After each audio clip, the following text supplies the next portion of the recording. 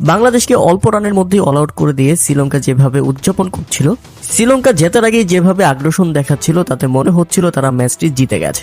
আর এরপর বল হাতে বাংলাদেশ যখন চমক দেখায় এবং শ্রীলঙ্কার কোমর ভেঙে দেয়, ঠিক তখন এভাবেই নেচে উঠে জবাব দিচ্ছিল শাহরিয়ার আহমেদ। হ্যাঁ দর্শক, শ্রীলঙ্কান কোচ একেবারে স্তব্ধ হয়ে তাকিয়েছিল। কি নাচটা দেখে দিল বাংলাদেশের সেই অগ্নিঝরা বলার। উল্লেখ্য, প্রথমে ব্যাটিং করতে নেমে বাংলাদেশের শুরুটা হয়েছিল দুর্দান্ত।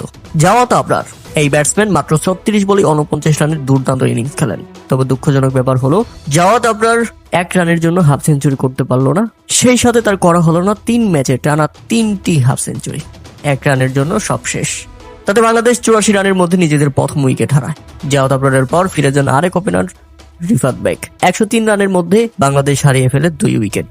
এরপর আজিজুল হাকিম তামিম তৃতীয় উইকেট জুটিতে 50 রানের দুর্দান্ত জুটি করেছিলেন কালাম সিদ্দিকী আলিনকে নিয়ে।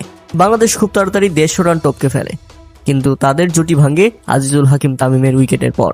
156 রানে তখন বাংলাদেশ হারায় নিজেদের তৃতীয় উইকেট। এরপরের ব্যাটসম্যানরা কোনোভাবেই সুবিধা করতে পারেনি, তাই তো মুহূর্তে 225 রানের মধ্যেই অল আউট হয়ে যায় বাংলাদেশ।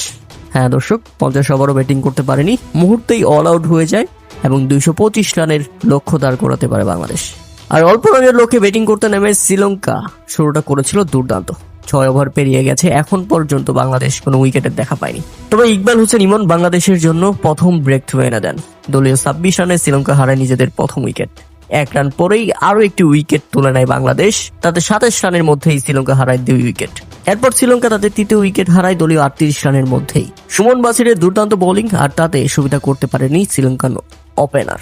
দেখতে দেখতে মাত্র 80 রানের মধ্যেই 5 উইকেট এবং শেষ পর্যন্ত অল আউট।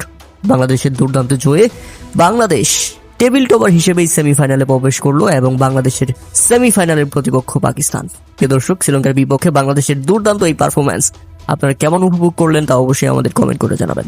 অভিনন্দন বাংলাদেশ, আশা করছি সেমিফাইনালে পাকিস্তানকে হারিয়ে এবারের এশিয়া কাপ আমাদেরই হবে।